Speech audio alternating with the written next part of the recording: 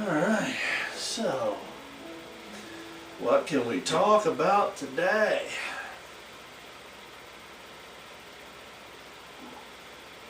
Blue. It's time. It is time. It is Home Brew Wednesday. Yeah, baby.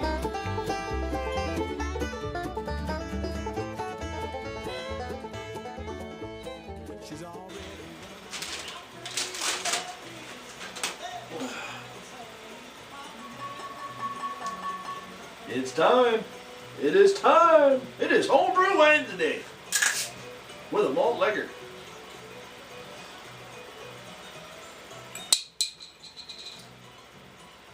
There you go. And that was left-handed.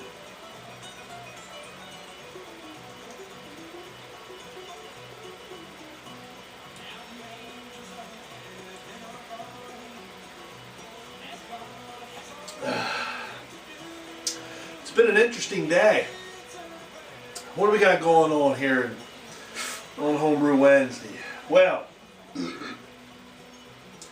I've still got my Dropkick nade over here that I need to move over into secondary or into a keg, and I'm probably going to do that tomorrow because today's actually Tuesday evening. Tomorrow's Wednesday. I'll go ahead and move that into a keg tomorrow. I'm thinking about actually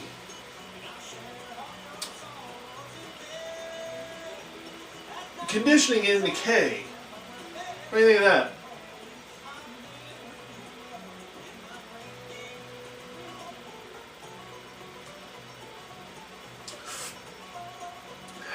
Yeah. Go ahead and like bottle condition, keg condition, whatever you want to call it, in the keg. I think I'll do that. I'll do that tomorrow. As a matter of fact, yeah, what I'll do is I'll do that tomorrow, and I'll bottle off like 2 6-packs. Yeah, I can do that. Just do everything in a bottle bucket, bottle off 2 6-packs, keg the rest. That way I've got a keg of it, and I've got 2 6-packs to send out to some of you guys. Because Nate Pico, you're getting one. Oh yeah, because it ain't a game.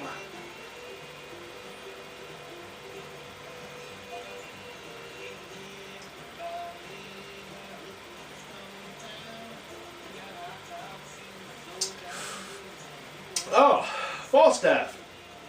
I'm wearing a different shirt for you, buddy. You made a comment on my last video. Shout out to you, sir. Thank you for watching my videos faithfully. And I dug this one out of the closet. I hope it suits you better. It's not quite flannel. I know you like flannel. And it's totally different. I actually even I did the shirt collar shave for you today too. If you'll notice, I'm pricked way down here a little bit further. I took the razor and went the whole way around a little bit more of the Sasquatchness, just to keep it in check some. I did that all for you, man.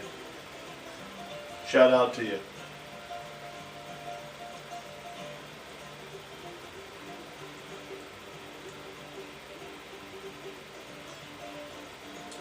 And wanted to touch on something that I used over this last weekend. It worked really well with my brew, and that is one of these. I'm not so sure if you guys have I'm sure you've seen these. These are those things you can buy on TV. It's like that retractable hose. That is 50 foot. Let me do this left-handed. Wait a sec. 50 foot of hose.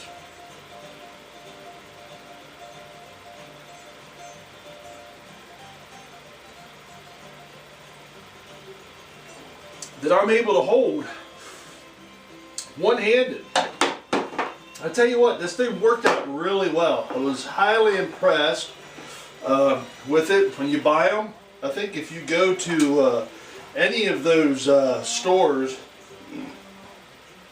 sure you guys and gals have them in your areas, the As Seen on TV. And you can pick these up. I don't think I spent much more than 10 bucks, less than 20. Fairly certain of it. And this actually unscrews. I don't want to, hold on a sec. Shout out to Steel Worldwide. I know you're watching too. Stay tuned, because you'll learn something, Steely. You'll definitely learn something.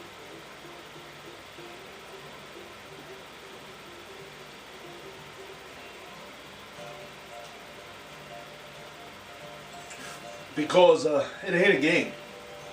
But anyway.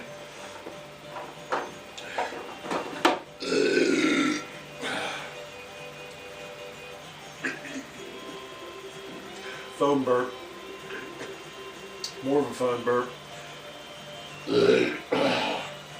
It's stuck right about there. It'll work its way out. Anyways. So it retracts up really well. I was real happy with the way this thing worked out. But a few tricks. Alright. So when you hook this up to your spigot side, which is this end right here, it's nice because it's got the, it spins on there pretty easily. Before you turn your water on, if you want this to really extend out fairly quick, go ahead and shut your valve off, because they come with this handy dandy little valve. Oh, that was better, on the end. Now this screws off, so you need to check that it's actually tightened up on there, so you don't make a mess like I did the very first time I used it.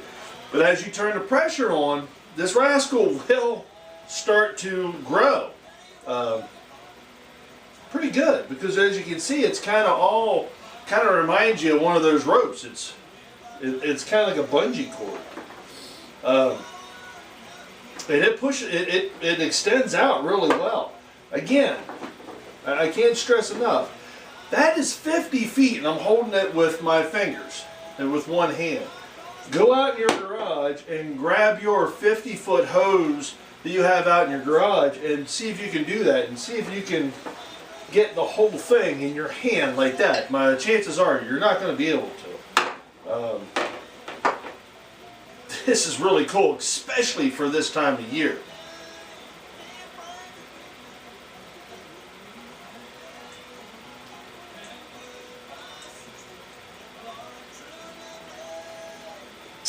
Cheers to Earl Portland too. Shout out to you for wanting homebrew in outer space. Phenomenal idea, sir. Phenomenal idea. Oh, and Rainier, shout out to you too. You're actually one of the malt liquor drinkers that I get a kick out of. But anyways, back on track. Back on. Oh, I'm damn near down to the thing there. But back on track. One little trick that you need to know is, alright, so you're going to chill, and you hook this up to your chiller, right? Really cool, because it has a valve, comes with it, which is real nice. You shut it off, and that'll stay nice and rigid. But as soon as you turn it on, the pressure's now gone, and this thing, so with the pressure behind the valve, it stretches it out. With the pressure not at the valve, it wants to go back. So keep that in mind, that it will do that. As soon as you shut it off, this thing will just jump right out of your hand and start to go back towards the spigot in the house.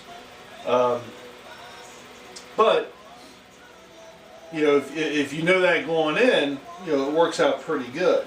The other thing is to be careful with is seeing that this is kind of just fabric, and it's some sort of rubber hose on the inside. if this is left laying with the valve closed outside and real cold, it will freeze. You know, it'll freeze up there, and it'll freeze pretty quick. But as long as you have it open some, it's not going to freeze. It's just like leaving your spigot open, you know, in your house if you want to keep your pipes from freezing, whatever, you leave them drip. If you're running your chiller, you know, you can just leave that open and you're good to go. The really cool thing about using this, again, 50 feet in one hand in the wintertime is, oh boy, that was a beauty right there. Yeah.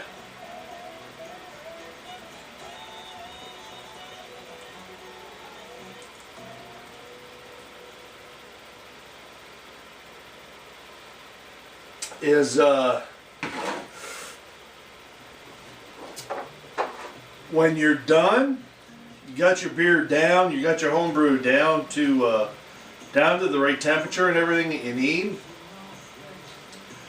and you unhook this, you're ready to put it away, it will start to retract back up and push all the water out of it, and you bring it back in the house. And you throw it in your busboy, let it dry, and you're good to go for next time. How cool is that? So, that's a Homebrew Wednesday with a really good tip. And this, for a home brewer, I really think these are well worth, you know, for the chilling aspect of things. If you're chilling, you know, if you're brewing beer out in your garage, and wintertime's kind of a pain in the ass because you got the hard hose. Well, I'll show you. Here is, now I think of it, this will work out good. Find it here. Now, I use this. This is only like a 10-foot section of rigid hose. It's an RV line because I like to use the RV lines for my water. So when I'm brewing outside, I'll take this out. And if I'm using my outside spigot to fill my, excuse me, to fill my pots up with, I'll use this RV hose, or this RV filter. Helps filter out the water or whatnot. Anyways, that's a 10-foot section of hose. Okay, right there. 10-foot section of hose, and that's a 50-foot section of hose. Look, I think that pretty much speaks volumes right there, doesn't it? Go get yourself one of these. I'm pretty sure that you'll be happy.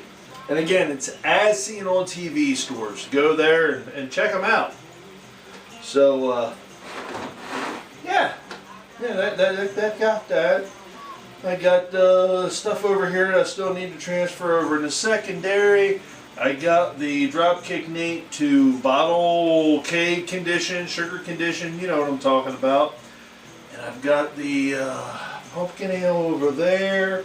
That needs to be done. Oh, the chutney needs to be, yeah, I got plenty of things to do tomorrow. Alright, well, this is SJ Poor from Little Face Brewing. I'm going to get back to the rest of my day. You all enjoy yours. Enjoy the fruits of your labor, folks. Brew beer. Here we go. And every once in a while, maybe grab one of these.